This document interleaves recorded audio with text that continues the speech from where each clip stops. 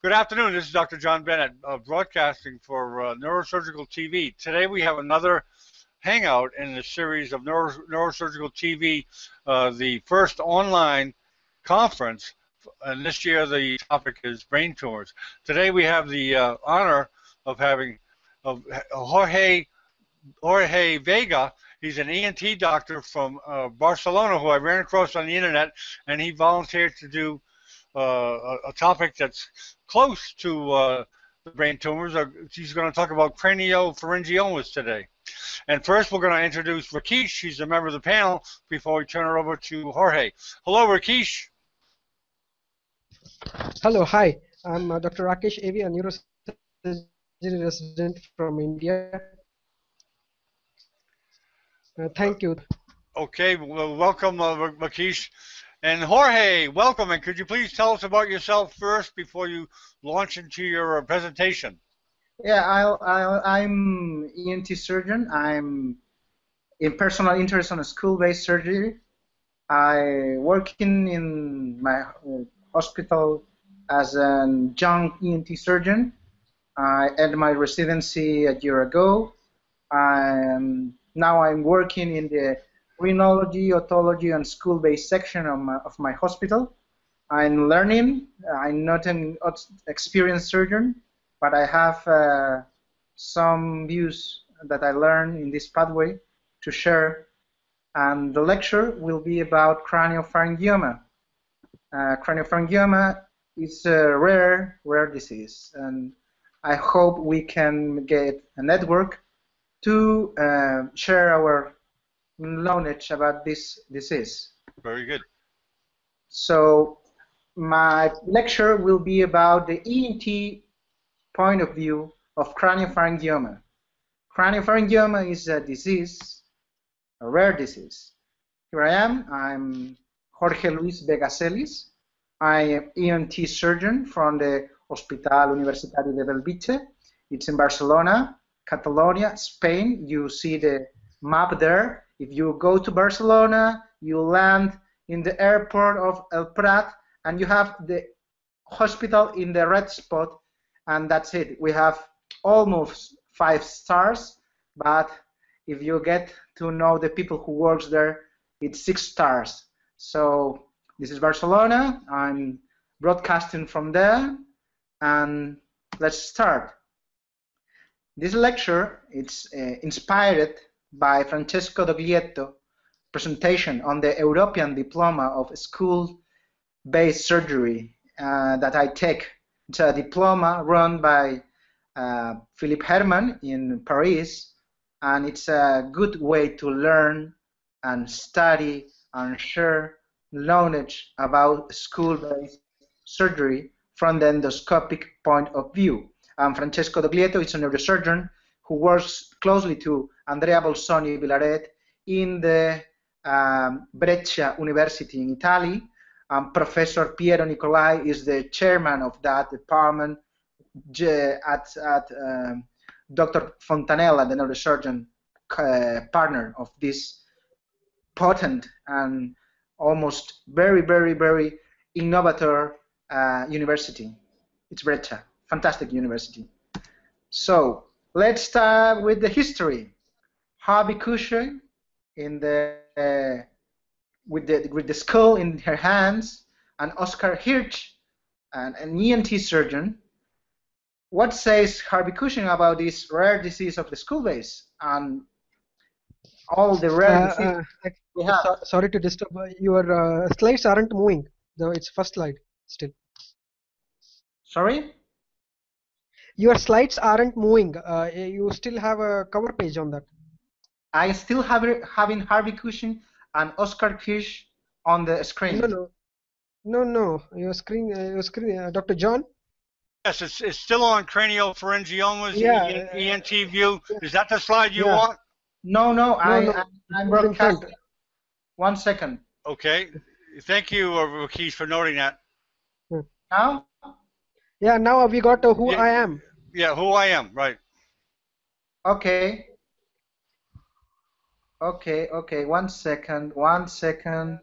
So can you start it because we missed it? One second. It's a problem of keynotes. Yeah, Sure. it's common. Sure. This happens. So you have Don't worry. this slide, who I am. Yes. Yeah, Yeah. sure. So the next slide is this about. I'm talking about the Breccia group from Nicolai and Fontanella, Italian group that is making a lot of school-based surgery by endoscope, and they are working together, neurosurgeons and otolaryngologists. You saw that slide. Yes. Craniopharyngiomas, indications and outcomes. So let's continue. Okay. Harvey Cushing and Oscar Okay. Hill. Harvey Cushing is the guy who holds the school. He's a neurosurgeon. You neurosurgeons will know about him. It's the father of neurosurgery. Yes. And on the other side, you have Oscar Hirsch, a surgeon, an ENT surgeon, also with the same skills and also with the same passion for school-based surgery. Harvey Cushing goes from up to down to the school base, and Oscar Hirsch comes from back and from down to up to the school base.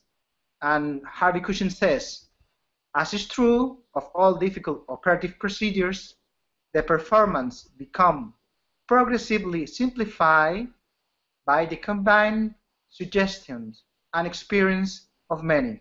This is Harvey Cushing, 1921. Harvey Cushing. Let's hear from him. He learns a lot, and he can teach us now. So, like I say, Harvey Cushing, from up, trying to approach anterior and lateral the skull base. On the right side and on the left side, you see the same works by Hirsch. From the nose, from back, and also from down and anterior to the skull base. So you know that everybody in the world have 6 degrees of separations. You and Bill Gates are related by 6 persons right now. So let's see in the past if this can be used. So this is Harvey Cushing 6 degrees of separation. Harvey Cushing, Emil Kocher, Dr. Halsted, Dr. Mikulitz, Dr. Theodor Billroth, and Dr. von Langenbeck. This is 6 degrees of separation. These surgeons leads to Harvey Cushing. Let's see Oscar Hirsch, 6 degrees of separation. We have Professor Mark Hayek. We have Ottokar Chiari. We have von Schroeter, Sterker, Schnitzler, all giants of the ENT, laryngology, otology, and rhinology. They lead to Oscar Hirsch, 2 different pathways. And if we seek for the connection between Hirsch and Cushing, look at Chiari. Ottokar Chiari was brother of Hans Chiari. Not much to say. Not much to say. And these peoples all comes from Germany or Austro-Hungarian Empire. That's it. Next one. So, what type of crab is craniopharyngioma? There are different crabs. The crab can be small, dense, in a shield, or aggressive. What kind of crab is this craniopharyngioma? First, is rare. I only see in my residency 2 cases, and I'm glad. The incidence is 0.5 to 2.5 per million per year. Here in Spain, you can make the calculus.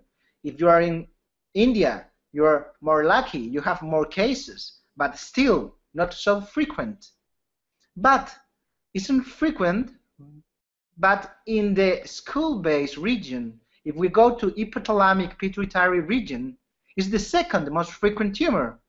And more, if we go to children's, it's the 55% of cellular chiasmatic tumors. Important. In children's, 65% of cellular chiasmatic tumors, craniopharyngioma, rare disease. But if you are in Nigeria or Japan, you will be more lucky because you can help more people suffering from this disease because it's more frequent in that area. But what is craniopharyngioma? Craniopharyngioma is rare because it's a developmental disease. Erdheim postulates the embryogenic theory. You know, the stomodeum of the mouth of the embryo makes connection to the skull base through the sella by a pouch named Radke by an anatomopathologist from Germany. Nasopharyngeal bursa is close to them, and adenoid is related to that. That's why we, ENT surgeons, we know about it. We see in the kid, we see in the adult, and we see in the tumor the same embryological pathway of the stomodeum going to the skull base. It's important, and it's the main issue in this disease. So, why? Because the migration of the cells from the stomodeum to the pituitary gland has a pathway through the skull base, through the sella. Grieghoff calls it an infracella, intracella, supracella, pituitary stalk, and infundibular classification for craniopharyngioma, depending on the migration of the abnormal cells to the skull base through the third ventricle. You know, stomodeum, the mouth of the embryo, touches some cells and invades. These cells can invade through the skull base, through the sella, going up to the third ventricle. That's why we ENT surgeons are related to this disease. And knowing that, we need to learn more. The histology. There's two kinds of histology in this disease. Papillary, mainly in older people, and mainly, as the lecture says, it's metaplasia of these embryonic cells that migrates from the stomodeum to the third ventricle through the sella. This is papillary type, like papillary thyroid histology, similar. You look at the slide and it's similar. And if you go to the left side of the screen, you will see the adamantinomatous histology. The adamantinomatous histology has bimodal peak we see in children's and also in adults, but these are truly embryonic remnants. Okay? Truly embryonic remnants, adamantinomatous histology of craniopharyngioma, bimodal peak, childs and adults. Okay? Fine. So let's continue. But when it goes outside the sella, when the tumors locates in the cranium, and we ENT surgeons, we don't know about it, but neurosurgeons know it, that craniopharyngioma has biological issues. What biological issues? Some craniopharyngioma are extra-arachnoidal, but some are subpial, intraparenchymal. So the biology of the craniopharyngioma is not well understood, and we need to study that. Okay? We need to get close together. And what biological issue is important?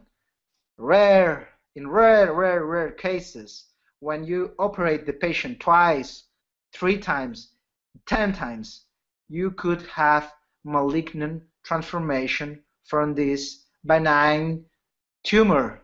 Okay? It's not related to radiotherapy.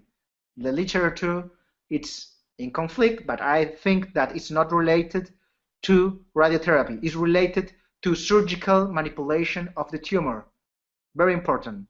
If you operate the patient, do it good, do it once, do it well. If you operate 10, 12 times on that patient, you will transform the craniopharyngioma to a malignancy with metastasis, an awful prognosis. But who's the patient? The clinic is pituitary hypothalamic tumor clinic. You have headache, you have visual impairment, you have growth retardation in children, you have diabetes insipidus, you have weight gain, you have two female patients. One normal outside, but inside she has headache, and inside the head craniopharyngioma. No more clinical. The second one, the fat lady, is fat due to the disease. This lady is fat because she has problems with the hormones in the pituitary, craniopharyngioma, two clinical disease together. Rare disease. And what are the radiological features of this tumor? The findings, mainly cystic mass, peripheral solid enhancement, as you can see in these images, appears to have cellular and supracellular components, displays and occupies the anterior third of the ventricle. The ventricle is the problem. When the tumor is located in the ventricle, you have some problems. ENT surgeons don't know about it, but you, neurosurgeons, know about that. So, difficult disease. Can enlarge ventricles, the lateral ventricles, and you have periventricular hypodensity and T2's hyperintensity. Is MRI characteristics of craniopharyngioma. The differential craniopharyngioma, always hydrocephalus and teratoma, rare diseases. How we kill the crab, how we achieve the control of the disease. A surgeon always says surgery. The surgeon must operate. That's our training. We need to kill the crab. How we kill the crab? Well, we have this history. Craniopharyngioma operative mortality. You see the line, you see the drop, you see the efforts, you see Harvey Cushing in 1932, his own series, 50% of operative mortality. Now we have a 5 to 3% mortality. But Harvey Cushing, 15, 30% of mortality. How he achieved that? Passion, good advice, and skills. We're talking about 1932, Harvey Cushing series. Complete resection of craniopharyngioma. Look that. The complete resection is now almost 90%. 90%. With all the tools, intraoperative MRI, neuronavigation, good surgeons, ENT, and neurosurgeons working together as friends, helping each other. That's the aim of craniopharyngioma lecture, to share our knowledge. We can do it better if we cooperate. Harvey Cushing series, complete resection, not so good, 20%, but he doesn't have operating microscope. He doesn't have endoscopic surgery. So it's important to think about Harvey Cushing series. Let's see transesphenoidal approach by Harvey in 1963. Good surgery due to operating microscope. Now we have endoscope. Now we have 3D endoscope surgery. Use that. Or neuronavigation or intraoperative MRI. These tools can help achieve 100% complete resection of craniopharyngioma in good hands, in good centers. How we achieve that? Neurosurgeons go transcranial. They know about that. I don't know. I'm ENT surgeon. I know transesphenoidal approach and the extended transesphenoidal approach from the nose through the skull base. That's my lecture. We can achieve good intracellular tumors. We achieve them fine. Good resection, good life, patient cure. Intracellular tumors, patient cure. Supracellular tumors, more difficult. Pituitary stalk tumors, even more difficult. infundibular tumors. Neurosurgeons, nightmare. Infundibular craniopharyngioma with extension to the carotid, with far lateral extension, with far anterior extension, with far middle and posterior extension. Nightmare. Nightmare. So I talk what I know. The endoscopic extended transesphenoidal approach for craniopharyngioma. Down to up from the skull base. This is the main issue of the surgery. You open the sphenoidal sinus. I open the sphenoidal sinus. I drill the sella.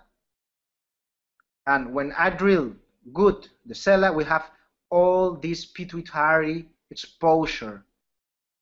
Then the colleague neurosurgeons enter to the tumor. The main part of the surgery is protect the circular sinus. Circular sinus bleeds a lot. I saw massive bleeding from circular sinus. So good hemostasis, good opening of the semicircular sinus, and then the neurosurgeons do the magic. We do the pathway, you do the magic. That's the main issue of cooperation of ENT and neurosurgery.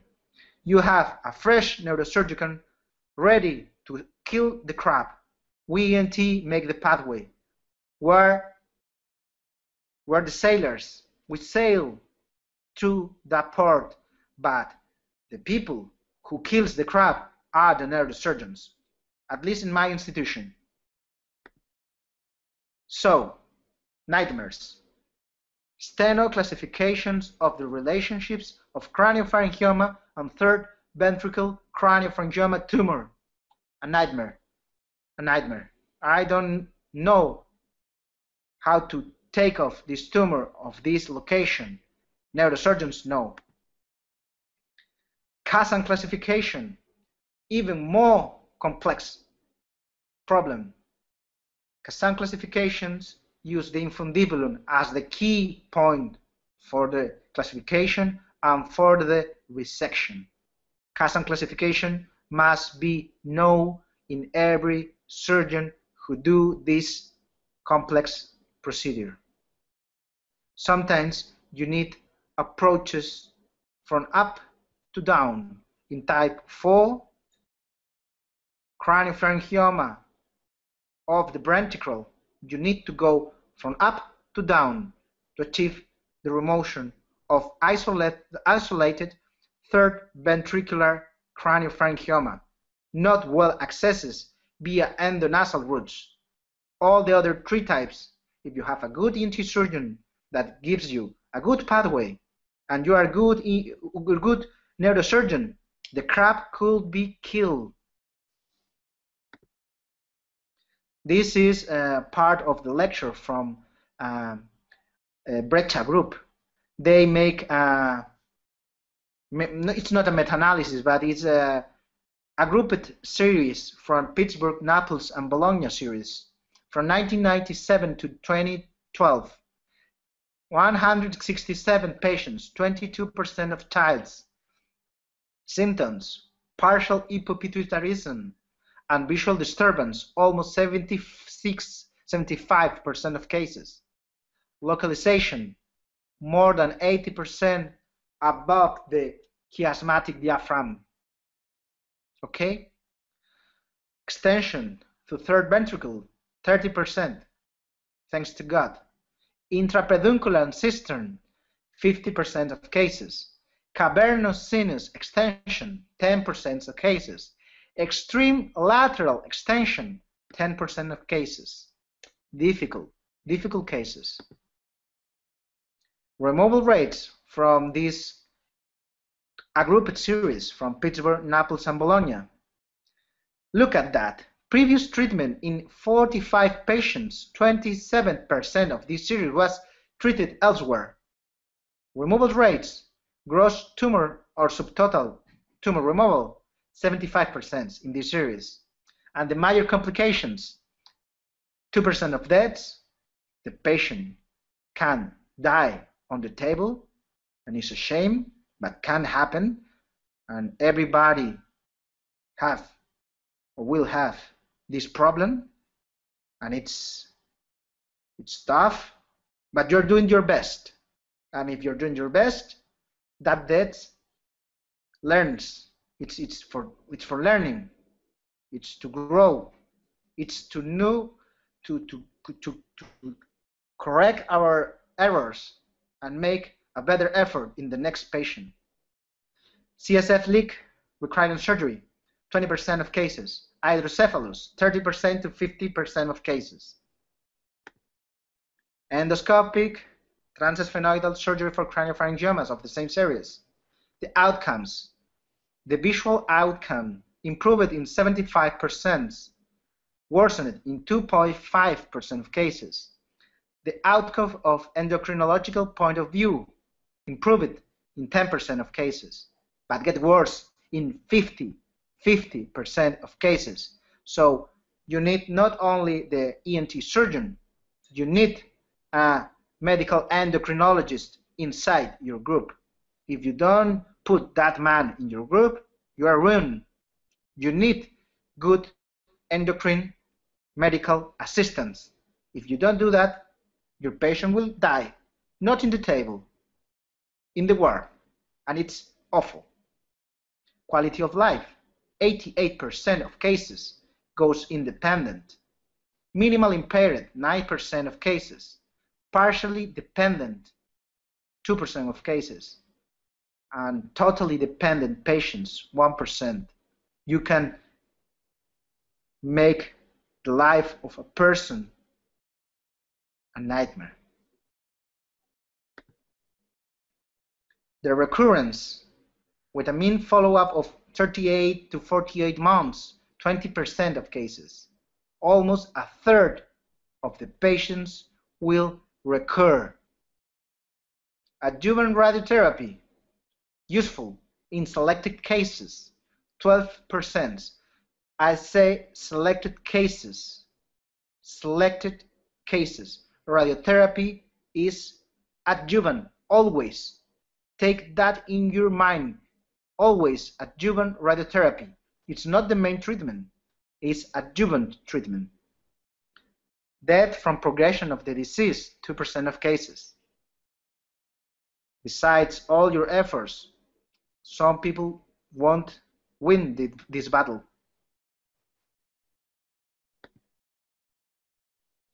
Recommendations and observations from the analysis of Petrus, Naples, and Bologna series. There's contraindication from transsphenoidal surgery. Main contraindication, artery or nerve encasement. If you have the carotid encasement, leave that. If you have optical nerve encasement, leave that. If you have prechiasmatic extension with lateral or far lateral extension, don't touch that patient. Don't touch the patient. When you have all the skull base open, you need to seal that point of or locus of minor resistentiae. You need to seal that. And to decrease the CSF leak, you need to make a good, well-worked, multi-layer reconstruction with care, with love, layer by layer. Don't get rough. The closure is very important in this patient. Very important. And if you have an ENT surgeon, he will put a head flap, and that will be fantastic. Good tissue, live tissue to seal in. Always put a head flap if you have third ventricle opening. And also, if you have third ventricle opening, our neurosurgeon colleagues always put lumbar drains. Always put lumbar drains when you have third ventricle opening. And these are a couple of images from what I learned in Catalonia. You know, in Catalonia, we have this tradition that is the Castellers. The Castellers make human towers with a little child, a female child, on the top of this human tower. And how they do that? They do with everybody. Everybody counts. It don't matter if you're black, if you're a woman, if you're old, if you're young. You need to get team for working in school base. If you don't have a team, if you believe that you are the best surgeon in the world, you will have deaths. You need ENT surgeon, you need endocrinologist, you need everybody, scrub nurse, radiologist, pathologist. You need a good team. Everybody counts for that little child, this female child, to get to the top. That's my lecture. Excellent presentation, Jorge. I like the way you're certainly appropriate for this conference because you did stress the similarities and the need for teamwork, working with neurosurgeons together. Because I'm sure that Rakesh will tell you that there are times when you have to work with other specialties to get the best outcome. Rakesh, you want to start things off with some questions? Yeah, sure. Excellent presentation, Jorge Vega. And it's a sure that ENT surgeon and neurosurgeon have to work together for skull base. Dr. Narayan Jankiram, he's who is a famous skull base surgeon now. So he goes around the world giving skull base surgery live performances. So it's a very necessity of ENT and neurosurgeon to be together. It was a very nice presentation. So I just wanted to ask you a few questions. The thing is, have you started doing these surgeries, transpenoidal, and how many surgeries do you take to feel yourself comfortable with such surgeries? I start by first surgery. First surgery is the teaching. We as ENT surgeons, I only do one part of the approach. I don't remove the tumor. I don't have the skill of the neurosurgeon. Okay. I help with the pathway. And how I learned to get to the sphenoidal. I learned that by nose surgery, rhinology. Rhinology is our teacher for going to the cellar. When we have sphenoiditis, we open the sphenoidal. When we have sphenoidal tumors, we open the sphenoidal. So, as an ENT surgeon, you are trained to operate in the nose. Is your field. You start doing septoplasty, then you progress to rhinoplasty, then you progress to functional endoscopic sinus surgery, then you progress to school-based surgery. It's a long pathway. I've been learning for 12 years this pathway. 12 years. I started with septoplasty. When I feel comfortable with septoplasty, I move to rhinoplasty. Then, when I feel comfortable in rhinoplasty, and I'm still learning rhinoplasty, I go to functional endoscopic sinus surgery. I go to Graz with Professor Stamberger. I'll go to the endoscopic diploma of a school base that leads Professor Philip Herman. I personally make a lot of dissections. I learn a lot from the cadaver. I go to, let's say, 12 courses of dissection. Yes, cadaver dissection. I work with cadaver dissection. Okay, it's very helpful. I have a profound respect from that people. They give us the body to learn. So if you have an endoscope and you have 3 or 4 tools that are not so expensive, you go to the morgue and you go with your endoscope, a hand-like, and you are doing the dissection. It's the only way to learn. If you don't dissect, if you don't go to the morgue and make the dissection, the anatomy is forget. And surgeon's language is anatomy. You need to dissect 20 times more than operate. If you dissect 20 times more than you operate, when you make the live surgery will be perfect. And we're working with people. People deserve the best. And the way I found out, Rakesh and Jorge, is to ask for an interview. Just say, I want to interview you. Yeah. That's all. That's all. And most doctors Yeah. like to be interviewed, and most doctors like to educate. That's one thing that's really good Yeah. about our profession, is that Uh, most doctors of the world, they like to educate. Educate. Yeah. They Yeah. like to educate. That's one thing Yeah. we have in common with all doctors in the world.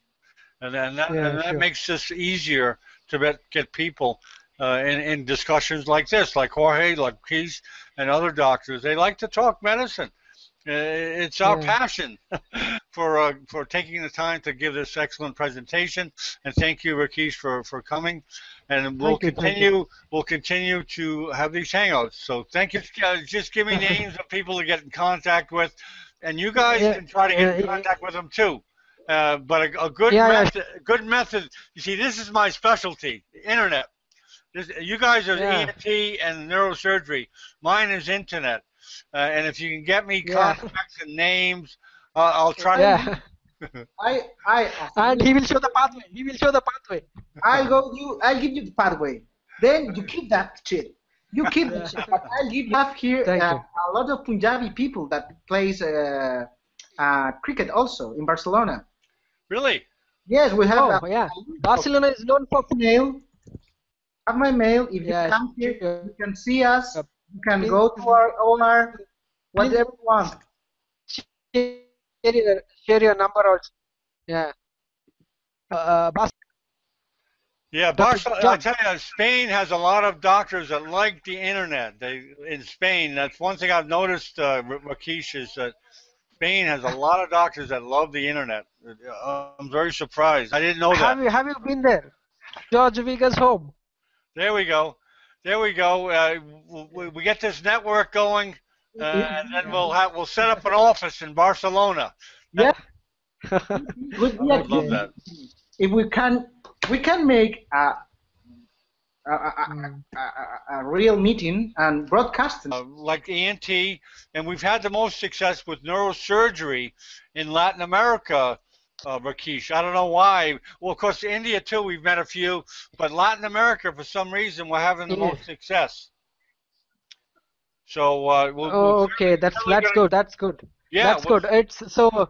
It deserves to have a main branch there in Barcelona. Barcelona, that's where we're gonna meet. I'll be That's glad. where we're gonna meet. I'm a good guest is not the name. How is the name for the guest? Guest keeper, guest house. Guest house. I'm Guest house. Well, be careful what you say. Okay. Be careful what you say, Jorge. I may be making reservations tomorrow. If you come here, I'm glad to have you in my home. Oh my God! Oh my You God! see, George. Yeah. Okay, George. We'll take it seriously. We'll come one day to your home.